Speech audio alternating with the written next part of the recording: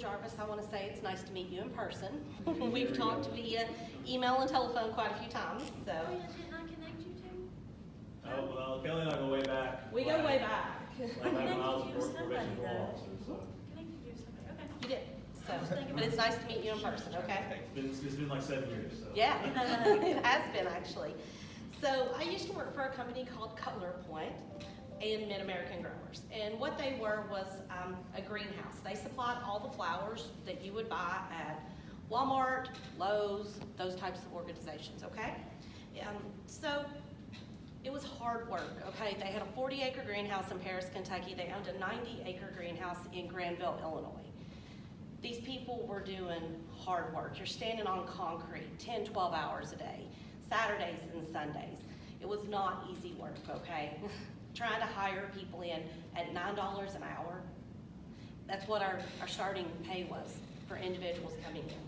We had to get creative. We had to start to look at what resources were out there for us. One of my friends had just graduated and she was just an attorney for Bourbon County.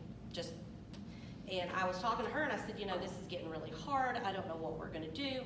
She said, hey, have you ever met Jarvis Livingston? And I said, no. She said, he works for the Department of Corrections. I think he can help you out. So we made some contact with Jarvis and immediately started to build that relationship. At our highest point, we had 52 workers from Second Chance in our organization. And that was during our 2018-2019 season. These were seasonal positions. Everyone except for 3 people were converted to full-time employees. Okay? These employees had better attendance than anyone that we could bring from a temporary agency. They came to work, they did their jobs. We didn't have issues, we didn't have problems. They were there to work. Now, did we need to be flexible? Yes, we did, because there were people who needed to see their probation officers. There were people who needed to go and do drug tests. So we made sure to be flexible with those employees.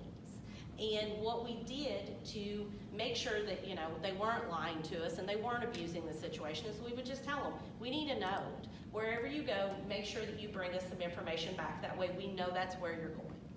And we had no issues. They made sure that we had the proper documentation, that they were communicating with us, and that they weren't coming into our offices at the last minute saying, I have to go and do this. It was a very organized and structured environment for them and for us, and it worked out great. Now, as Jarvis brought up, transportation was definitely an issue. We reached out to a taxi company when we started this. We had 4 taxis at one point that were bringing these people to work. At the end, that went on probably for about 4 to 6 months. We were able to scale it down to 1 taxi because people were able to get back on their feet. They had transportation at that point in time. So this has been a program that I have seen be extremely successful. So when Corey and I were kind of brainstorming with Yokohama, we were having a hard time finding people. You all know what the job market's been. It's not been great.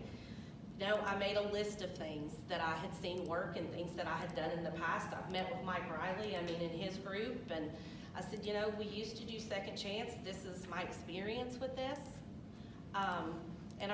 Corey said, well, let's do a pilot. Let's hire 4 or 5 people. Let's see how it goes.